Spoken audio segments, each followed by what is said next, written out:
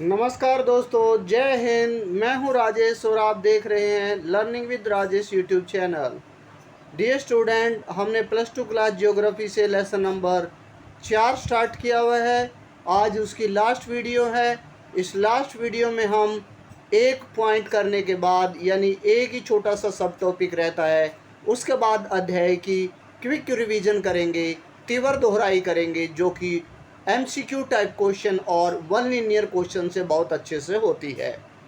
तो चलिए आज का काम शुरू करते हैं, भारत माता की जय बोलते हुए। जैसा कि हमने मानव विकास लेसन में पढ़ा है, सबसे पहले हमने मानव विकास का अर्थ पढ़ा था और हमने जाना कि मानव विकास का अध्ययन करने के लिए कौन कौन से उपक्षेत्र होते हैं, यानी मानव विकास के कौन से मूलभूत क्षेत्र हैं तथा मानव विकास के 4 स्तंभ कौन कौन से हैं, इनके बारे में पूरा लेसन इर्द गिर्द छोटा सा लेसन था। तो चलिए आज का काम शुरू करते हैं। तो मानव विकास के 4 प्रमुख उपागम कौन कौन से हैं। अब आप कहेंगे सबसे पहले उपागम वर्ड ही हमें समझ नहीं आया, तो हम प्रश्न कैसे समझ पाएंगे। तो देखिए, उपागम का अर्थ जानेंगे हम सबसे पहले। उपागम क्या है? विकास को देखने और समझने का ढंग है, यानी लोग क्या चीज़ देखें कि उसके आधार पर कहें कि मान लो विकास हुआ है, भाई मान लिया विकास हुआ है, तो वो क्या चीज़ देखें, क्या चीज़ परखें, यानी उन देखने और परखने को क्या कहा गया है? उपागम कहा गया है। आई होप कि आपको बात समझ आ गई होगी कि उपागम का क्या अर्थ है। आगे हम जानेंगे कि मानव विकास के 4 प्रमुख उपागम हैं। आपसे ऑब्जेक्टिव टाइप में एक एक करके भी पूछा जा सकता है कि आय उपागम क्या है, कल्याण उपागम क्या है, या आधारभूत उपागम क्या है। तो उनके बारे में चलिए शुरू करते हैं। आय उपागम, ये सबसे पुराना उपागम माना जाता है। मानव विकास के को समझने का सबसे पुराना उपागम माना जाता है आय उपागम। ये क्या कहता है कि आय यानी आमदनी बढ़ना ही विकास है, और चीज़ें बाद में आती है। ये उपागम कहता है कि आय सबसे पहले बढ़नी चाहिए लोगों की। आय बढ़ेगी तो विकास बढ़ेगा, आय कम होगी तो मतलब विकास नहीं हुआ है। ये कहता है। तीसरे पॉइंट में हमने यही लिखा है, आमदनी विकास को प्रभावित करती है। उसके बाद कल्याण उपागम। कल्याण उपागम कहता है कि कल्याणकारी योजनाएं सरकार द्वारा चलाई जा रही हैं तो विकास है। और कल्याणकारी योजनाओं का मतलब क्या होता है, उद्देश्य क्या होता है? सुविधाएं बढ़ाना। यानी आप सीधे रूप में साधारण शब्दों में कह सकते हैं कि कल्याण उपागम कहता है कि देश में सुविधाएं बढ़नी चाहिए। और कैसी कैसी सुविधाएं बढ़नी चाहिए? जैसे शिक्षा, स्वास्थ्य, परिवहन, यानी ये सुविधाएं बढ़नी चाहिए, नई नई योजनाएं लागू होनी चाहिए, उसे विकास कहता है कल्याण उपागम। उसके बाद अगला आधारभूत उपागम। यह उपागम अंतर्राष्ट्रीय श्रम संगठन, इंटरनेशनल लेबर ऑर्गेनाइजेशन ILO, इसकी देन है। यानी इन्होंने कहा है कि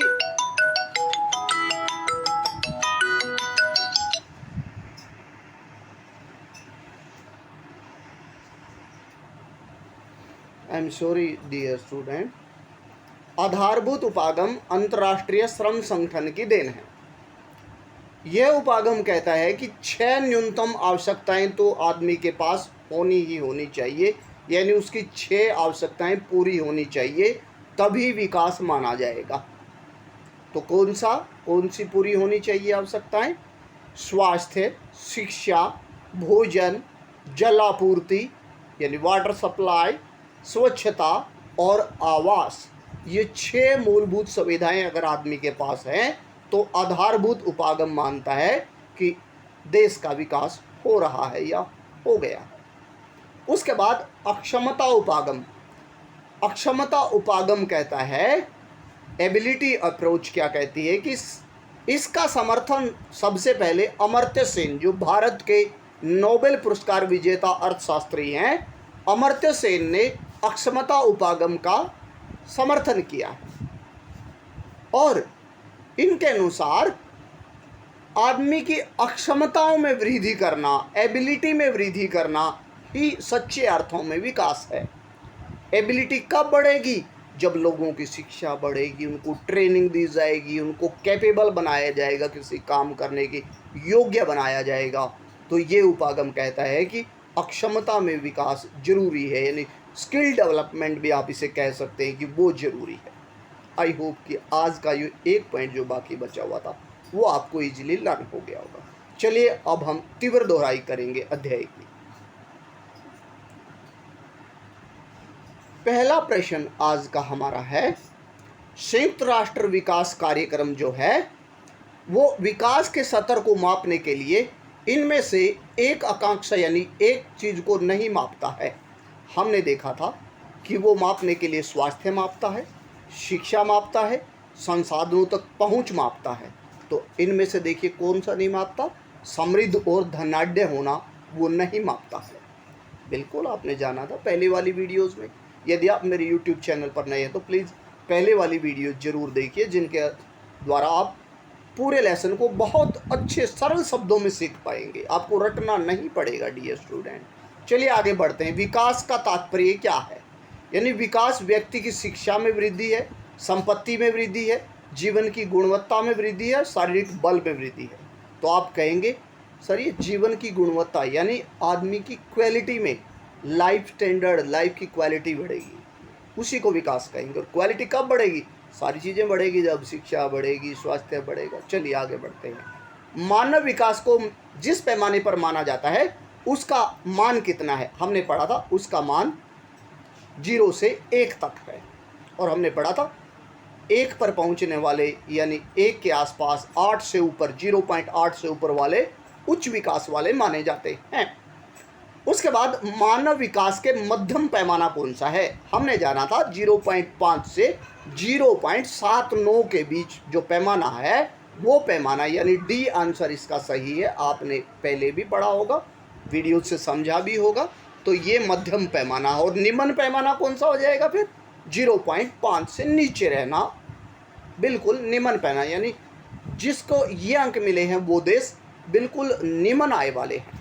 चलिए, जैसे कि डियर स्टूडेंट अब न्यू डाटा भी मिल सकता है कई गाइड में, तो इसलिए नए डाटा को भी याद कर लीजिए आप। लेकिन ये डाटा दिया गया है कि मानव विकास सूचकांक के सबसे निचले पायदान पर कौन बैठा हुआ है, यानी कौन सा देश है। बताया गया है कि इसमें नाइजीरिया जो देश है वो मानव विकास में सबसे निचले पायदान पर है, यानी उसमें 0.5 से भी बहुत बहुत कम उनको अंक मिले हैं। उसके बाद निम्न में से कौन सा कारक मानव विकास में उन्नति नहीं करता है?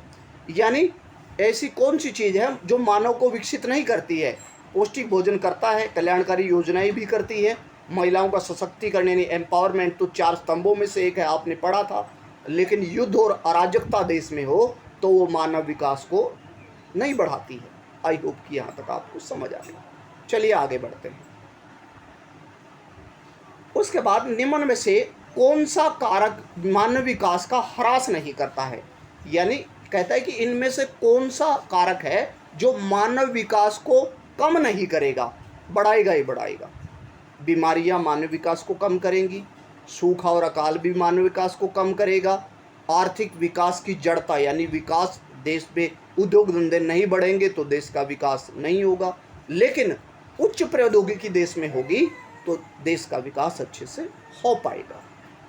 आई होप कि आपको अब समझ आ जाएगा। उसके बाद संयुक्त राष्ट्र विकास कार्यक्रम कब से मानव विकास प्रतिवेदन प्रकाशित कर रहा है? आपने पढ़ा था 1990 से। उसके बाद इनमें से कौन सा एकमात्र देश है जिसने सकल राष्ट्रीय प्रसन्नता को देश की प्रगति का आधिकारिक माप माना है?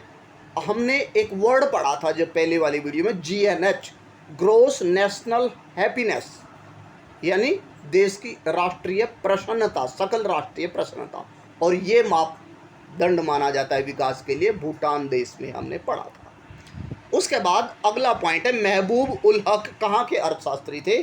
आपने पढ़ा था ये पाकिस्तान के अर्थशास्त्री थे। पाकिस्तान जिन्होंने मानव विकास को सबसे पहले मापा, यानी उसके बारे में विचार प्रस्तुत किए। फिर हमने अध्याय में जाना था कि मानव गरीबी सूचकांक और विकास सूचकांक में अंतर भी पड़ा था। ये दोनों सूचकांक कौन जारी करता है? हमने पढ़ा यूएनडीपी करता है। हमने पढ़ा यूएनडीपी मतलब यूनाइटेड नेशन डेवलपमेंट प्रोग्राम, संयुक्त राष्ट्र विकास कार्यक्रम। चलिए आगे बढ़ते हैं। आई होप कि आप लोग अच्छे से अपनी रिवीजन कर रहे होंगे।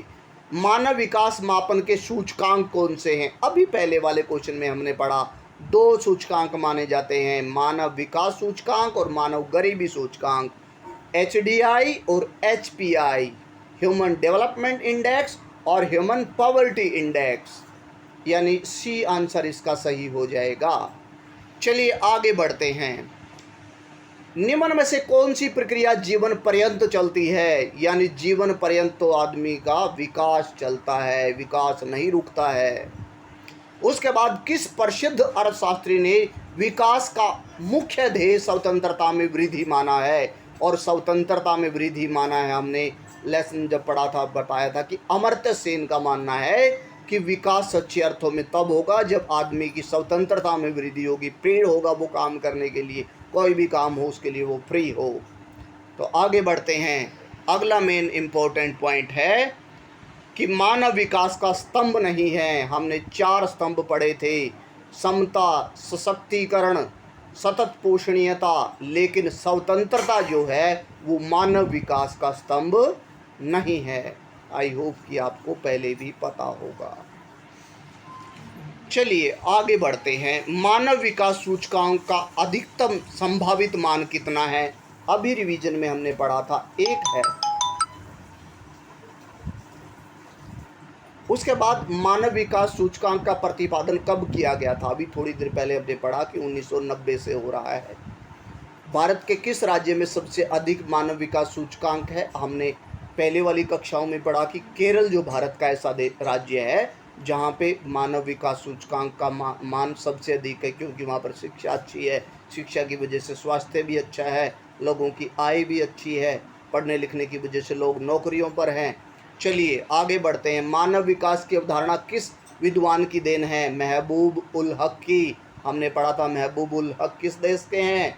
पाकिस्तान के। आगे बढ़ते हैं। आई होप कि आप बहुत आनंद के साथ मस्ती करते हुए अपनी रिवीजन कर रहे हैं। चलिए, मानव विकास को जिस पैमाने पर मापा जाता है उसका मान कितना होता है? अभी हमने पढ़ा कि उसका मान 0 से 1 के बीच होता है। चलिए आगे बढ़ते हैं। मानव विकास के उच्च वर्ग का पैमाना कितना होता है? तो हमने जाना कि उच्च वर्ग का पैमाना 0.8 से ऊपर होता है। थोड़ी देर पहले ही हमने डिस्कस किया था। आगे बढ़ते हैं। तो मानव विकास रिपोर्ट कौन तैयार करता है? हमने पढ़ा था यूएनडीपी करता है, बिल्कुल अभी थोड़ी देर पहले। और वो मानव विकास प्रकाशन के लिए सूचकांक भी जारी करता है जिनका नाम है मानव विकास सूचकांक और मानव गरीबी सूचकांक। और अगला पॉइंट अभी हमने एमसीक्यू में पढ़ा था कि कौन सा मानव विकास का ह्रास नहीं करता है, यानी मानव विकास को घटाता नहीं है। अच्छी टेक्नोलॉजी मानव विकास को बढ़ाती ही है, घटाती नहीं है। उसके बाद मानव विकास सूचकांक सर्वाधिक विश्वसनीय माप क्यों नहीं है? ये नहीं कहता कि यूएनडीपी का जो एचडीआई है, ह्यूमन डेवलपमेंट इंडेक्स है, वो अच्छा मापदंड क्यों नहीं है? क्योंकि ये आय नहीं मापता है। क्या नहीं मापता है? आय नहीं मापता है। हमने पढ़ा था कि वो शिक्षा मापता है, स्वास्थ्य मापता है और संसाधनों तक लोगों की पहुंच मापता है। उसके बाद मानव विकास सूचकांक की गणना में भारत किस श्रेणी में आता है? तो हमने पढ़ा था कि भारत मध्यम श्रेणी में आता है। अब आप कहेंगे जी मध्यम श्रेणी में तो फिर आता है तो इसको कितने अंक मिले होंगे? 0.5 से 0.79 के बीच में अंक मिले हैं। उसके बाद मानव विकास सूचकांक को कितने सूचकों में प्रदर्शित किया जाता है? 3 सूचक, यानी 3 चीज़ें कौन कौन सी? वही शिक्षा, स्वास्थ्य और संसाधनों तक लोगों की पहुंच। मानव विकास सूचकांक में सबसे ऊपर पायदान पर कौन सा देश है? नॉर्वे। नॉर्वे देश है यूरोप का और नॉर्वे की राजधानी ओस्लो। नेक्स्ट है एचडीआई का पूरा नाम लिखिए। एचडीआई ह्यूमन डेवलपमेंट इंडेक्स, एचपीआई मतलब ह्यूमन पॉवर्टी इंडेक्स, जीएनएच मतलब ग्रॉस नेशनल हैप्पीनेस। बिल्कुल मैंने पहले ही आपको बताया था। HPI अभी बताया ह्यूमन पॉवर्टी इंडेक्स, किस देश की सकल राष्ट्रीय प्रसन्नता की अवधारणा प्रस्तुत की, और सकल राष्ट्रीय प्रसन्नता विकास का माप किस देश में है, भूटान में, अभी हमने पढ़ा है। मानव विकास के कितने स्तंभ हैं, 4 स्तंभ हैं। और मानव विकास के सबसे निचले पायदान पर हमने अभी पढ़ा कौन सा देश है, नाइजीरिया। किन देशों का स्कोर 0.5 से 0.79 के बीच होता है, जो मध्यम सूचकांक यानी मध्यम विकास वाले देश हैं। और UNDP का पूरा नाम क्या है, यूनाइटेड नेशंस डेवलपमेंट प्रोग्राम, जिसके बारे में हमने बहुत बार पढ़ लिया है।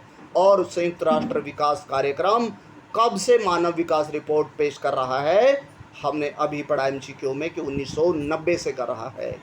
आई होप कि आज की वीडियो आपको अच्छी लगी होगी, अच्छे से रिवीजन आपके लेसन की हो गई होगी। यदि आप मेरे यूट्यूब चैनल पर नए हैं तो please subscribe the channel, like and share also. Thank you and have a nice day. जय हिंद, जय भारत।